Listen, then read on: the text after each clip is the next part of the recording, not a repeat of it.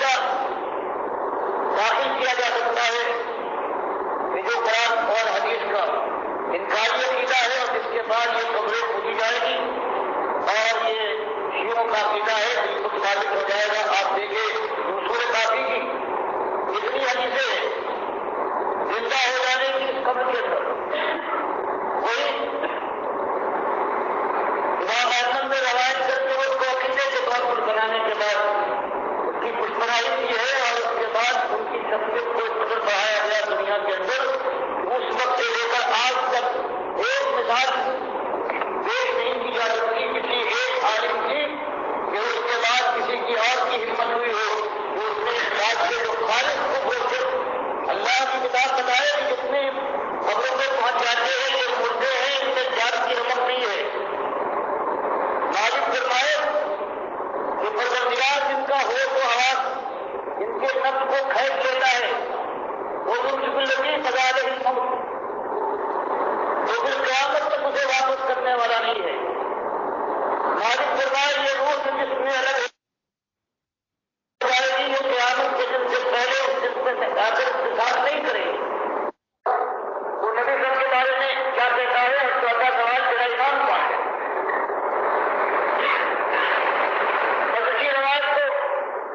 صرف ایک تقسیم کے ساتھ یہ چوتھی چیز کو انہوں نے ہٹا دیا. باقی پوری روایت قریب قریب انہوں الفاظ سے لے آئے ہیں. احمد بن حنبل اور لوگ بھی ان کے شاگرد بھی لائے ہیں. اس سے پہلے بھی وہ روایت کرتے ہیں لوگوں سے. امام قاعدہ کا محدثین کا جو ایک بات جو ہے وہ ساری باتیں جن کو انہوں نے اپنے استادوں کو سنی ہے وہ بیان کر دیتے. لیکن وہ خیال سے عقیدہ کسی غلط بات کے مطابق کوئی حدیث میں آ جائے تو عقیدے کو اس کو استعمال نہیں کرتے تھے. لیکن یہاں یہ عقیدہ بنا یہی مردہ دکھتا ہے اور اسی کے اوپر سب کچھ گزرتا ہے. یہاں پر مشکلات آئیں گی اسی قبر میں اور اگر آرام اور چین ملے گا تو اسی قبر میں یہ سنتا بھی ہے دیکھتا بھی ہے کوئی بھی ہوتا ہے دعا بھی کرتا ہے. اس کے اوپر اعمال بھی پیش ہوتے ہیں اس کے گھر والوں کی جو زندہ ہے. اللہ کے نبی صاحب کی بات اور ہے ان کو مانا گیا تو اس کے اوپر پوری امت کی اعمال پیش ہوتے ہیں ضرور کرا. یہی بات آگے بڑھتے بڑھتے آپ دیکھتے ہیں آج یہ عالم ہے کہ انہوں نے صرف اپنی بات کہی تھی اور آج پاکستان کے جو مفتی اعظم کہلاتے ہیں ظہیر حضرت صاحب ان کے مہر کے ذریعے سے اور جو یوسف فتوانی جو لکھتے ہیں جنگ والا میں ان کے فتوے کے ساتھ یہ بات پیش کی جاتی ہے کہ داڑھی بنانے والوں اس کو خیال کرو ہر وہ فرشتے امت کے اعمال اللہ کے نبی سر پر پیش کرتے ہیں. اس وقت نبی سر میں کیا گزرتی ہوگی کہ میرا یہ امتی ہے اور اس طرح سے تو یہ یہاں تک یہ بات پہنچی ہے اور کوئی آواز نہیں اٹھتی اس کے خلاف کہ یہ شرک کا یہ ہنگامہ جس نے برپا کیا ہے. اور اس ملک کے سب سے بڑے تم فقیر ہو تم کو یہ کس نے اجازت کی ہے اور اللہ کی کتاب کا یہ صاف انکار اور اللہ کے ساتھ اللہ کے نبی سر کو شریک کرنے کی یہ ضرورت اور یہ جذبات تم میں کیسے پیدا ہوئی. وجہ اس کی صرف یہی ہے کہ 1105 سے جب یہ عقیدہ مسلمانوں کے ذہن خیال کے اندر جب پکڑتے ان کی رنگوں کا خون بن گیا ہے تو اب کون ہے اس چیز کو لگ پائے. آپ دیکھتے ہی نہیں اور یہ سب ایسا نہیں ہے. یا تو قوم کی ہاں میں ہاں نہیں آئی صرف یہاں تک اتفاق کیجیے کہ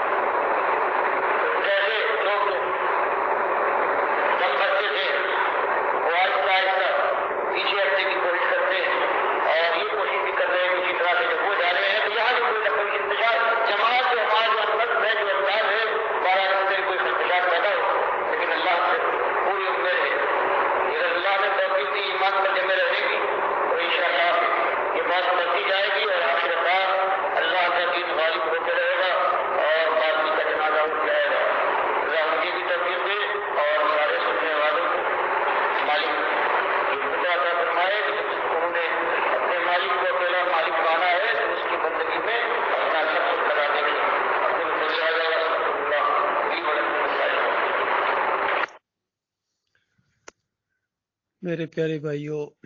یہ مخلصانہ آواز تھی ڈاکٹر مسعد الدین عثمانی رحمۃ اللہ علیہ کی۔ یہ ایک طاغوت کو للکار تھی جو اس صدی کے اندر یہ آواز اٹھی ہے، توحید کی آواز اٹھی ہے، اللہ کی وقار، اللہ کی عزت کو سامنے لایا گیا ہے، اور جن جن لوگوں نے ایمان کے اندر خرابی ڈالنے کی کوشش کی ہے، چاہے وہ تیسری صدی کا ہیرو احمد ابن حنبل ہو، وہاں سے معاملہ شروع ہوا کہ سب کچھ وہی لے کے آ گیا جو شیعوں نے اصول کافی میں یا دوسری چیزوں میں ان کے عقیدے تھے، عقیدے کی بربادیاں تھیں، وہی چیزیں ذرا ٹرمنگ کرنے کے بعد یہ ان سنیوں کے اندر یہ لے کے آ گیا اور مشہور ہو گئے کہ امام اہل سنت والجماعت، حالانکہ سارے ان کے عقیدے وہی تھے جو شیعوں کے عقیدے ہیں۔ اس انداز سے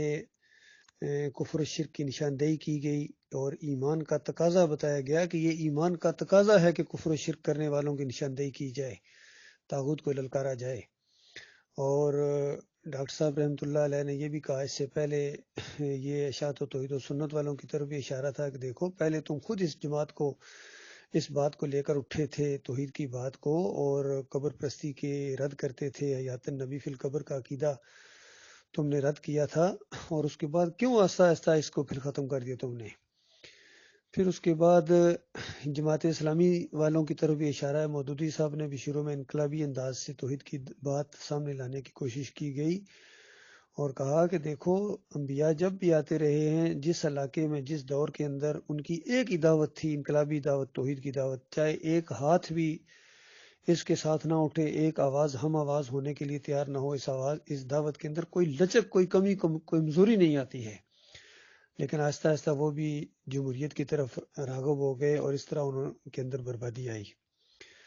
پھر ڈاکٹر صاحب کتنے لوگوں کو کہہ رہے ہیں کہ کتنے لوگ ہیں جو عرصے سے اس دعوت کو سن رہے ہیں لیکن پوری طرح یکسو ہو کے ساتھ چلنے کے لیے تیار نہیں ہیں، اور آخر میں ڈاکٹر صاحب نے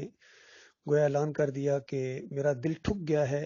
کہ ایک ہاتھ بھی اس معاملے میں میرا ساتھ نہ دے، اٹھنے کے لیے تیار نہ ہو، ایک آواز بھی ہم آواز ہونے کے لیے تیار نہ ہو، لیکن میرا یہی معاملہ ہے کہ میں اسی کو حق سمجھتا ہوں کہ کفر بالطاغوت و یوم باللہ، پہلے طاغوتوں کا کفر کیا جائے اور پھر اللہ کے اوپر ایمان لایا جائے۔ تو ڈاکٹر صاحب نے 1986 کے اندر وفات پائی اور پھر ایک جماعت چل پڑی، کافی ساتھی ڈاکٹر صاحب اپنے پیچھے چھوڑے، پھر وقتاً فوقتاً کچھ لوگ آہستہ آہستہ نکلتے رہے، جس طرح امیر بادشاہ سومرو نکلے، عبدالہادی نکلا، مولوی بشیر نکلا، پھر یہ غضنفر وہاں رفاعم والے، پھر بخت زادہ جو عام طور پر ذرا جماعت میں مشہور ہو گئے تھے، پھر آخر میں آ کے ایک بڑا گروپ نکلا اور پھر وہ 4 حصوں میں تقسیم ہو گیا، یہ یعقوب علی اور سرفراز کی زیر نگرانی سعید احمد اور یہ بدر صاحب اور ان کے بچے۔ خیر یہ تو بچے تو بہت چھوٹے تھے اس وقت جب یہ جماعت میں انہوں نے آنکھیں کھولی، انہوں نے کوئی اتنی سختیاں یا آزمائشیں نہیں دیکھی ہیں اپنے والد کی طرح، لیکن ان کے والد صاحب یعقوب علی کی اور سرفراز کی باتوں میں آ کے جماعت کو چھوڑ دیا اور پھر یہ 4 حصوں میں تقسیم ہو گئے۔ ایک حصہ تو شرک کے اندر چلا گیا سعید احمد لنڈی والے کا، اور پھر 2017 کے اندر آ کے محمد حنیف کے عقیدے کے اندر بھی یہ سجدہ تعظیمی کا شرک آ گیا اور انہوں نے ساری اس باتوں کو الٹ کرنا شروع کر دیا جو اس سے پہلے دعوت اللہ کے اندر کہا کرتے تھے کہ لا الہ الا اللہ محمد رسول اللہ کا کیا مطلب ہے کہ اللہ کے علاوہ کوئی الہ نہیں، کوئی معبود نہیں، کوئی داتا دستگیر مشکل کشا حاجت روا نہیں، رکوع اور سجدے کے لائق نہیں۔ کبھی بھی ہم نے یہ نہیں کہا کہ سوائے یوسف علیہ السلام کے، لیکن 17 نمبر حبل اللہ کے اندر پہلے لغوی طور پر کہا گیا کہ لغوی معنوں میں یہ سجدہ ہوا ہے، بس تھوڑا سا عزت اور احترام کے معنوں میں ہے، اور پھر ساتھ ہی کہا گیا کہ رہا وہ معروف سجدہ جس کو ہم لوگ سجدہ سمجھتے ہیں، یہ تو سوال ہی پیدا نہیں ہوتا، یہ تو ہر شریعت کے اندر حرام ہے، ناجائز ہے، شرک ہے، خارج از امکان ہے، یہ تک الفاظ لکھے ہوئے، لیکن آج وہ ان کا عین ایمان بن گیا ہے۔ انہوں نے دعوت القرآن تفسیر لکھی، اس کے اندر 100 نمبر آیت کے اندر سورہ یوسف میں انہوں نے یہ سجدہ تعظیمی کا شرک یہ انجیکشن دے دیا جماعت کے اندر، اور پھر بعد میں 4 شرک ان کے اندر اور آئے، کیونکہ ایک شرک کو چھپانے کے لیے دوسرا شرک آیا، پھر تیسرا آیا، پھر چوتھا آیا، تو یہ اس طریقے سے شرک کے اندر ڈوب گئے۔ تو یہ بات ہے اللہ کے بندو، کون ہے جو اس ایمان کی بات کا ساتھ دینے کے لیے ہمارا ساتھی بنے، کیونکہ ہم تو اسی دعوت کے اوپر ڈٹے ہوئے ہیں جو جس انداز سے جس شان کے ساتھ یہ دعوت اٹھی ہے۔ ایک لمحے کے لیے بھی ہم اسے پیچھے نہیں ہٹے ہیں۔ لہذا جو بھی ہٹتے گئے ہیں وہ خود اپنے ذمہ دار ہیں، اور ہم ان کو بس دعوت ہی دے سکتے ہیں دوبارہ کہ واپس آ جاؤ اللہ کے بندو، یہ توحید کی دعوت اٹھی ہے، حق دعوت اٹھی ہے، حق کا ساتھ دو،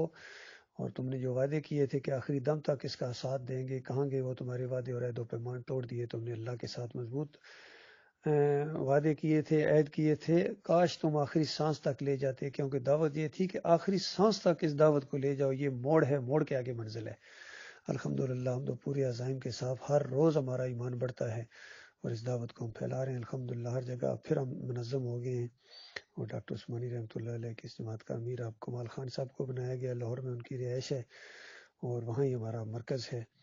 باقی جہاں جہاں یہ آواز پہنچ رہی ہے الحمدللہ لوگ اس کی طرف آ رہے ہیں آہستہ آہستہ، لیکن یہ پرانے لوگ جو ہیں یہ تھک چکے تھے، اکتا گئے ہیں، شاید گھبرا گئے ہیں، تو ان سے اب کوئی زیادہ ہمیں خیر کی امید نہیں ہے۔ انشاءاللہ پوری دنیا پڑی ہوئی ہے، اور اس دعوت کی جو بنیاد رکھی گئی ہے وہ کفر بالطاغوت کے اوپر اور شرک کی نشاندہی کے اوپر ہے۔ اس سے ہم بال برابر پیچھے ہٹنے کے لیے تیار نہیں ہیں، یا یہ دعوت غلبہ پکڑے گی اور انشاءاللہ غلبہ پکڑے گی، یا ہماری جان جائے گی، بس اب کوئی اور معاملہ نہیں بھائی۔ اللہ تعالیٰ ہمارے ان الفاظ کی لاج رکھے اور ہمیں استقامت عطا فرمائے۔ مالک ہماری رہنمائی فرما رہا ہے اور پوری طرح وہ ماحول بن رہا ہے حالات واقعات کے ذریعے کہ بالکل یہی دعوت حق ہے، اور ایک لمحے کے لیے بھی ہمیں کبھی اس میں کوئی شک پیدا نہیں ہوا ہے۔ اس کے علاوہ کوئی تبدیلی نہیں آ سکتی ہے امت مسلمہ کے اندر، نہ ملک پاکستان کے اندر، نہ کسی جگہ بھی یہ خیر نہیں آ سکتی، اور نہ ہی غلامی کی زنجیروں کو توڑا جا سکتا ہے انڈیا کے اندر یا دوسرے جتنے ممالک ہیں جہاں بادشاہت ہے یا دوسری جمہوریت ہے، یہ سارے مشرکانہ جمہوریت کے نظام ہیں، یہ اسلام کے ساتھ اس کا کوئی تعلق نہیں ہے۔ باقی اللہ تعالیٰ سے خیر کی امید ہے، مالک نے ایک روشنی کی کرن دکھا دی ہے، مالک اس کے اوپر استقامت دے، آمین یا رب العالمین۔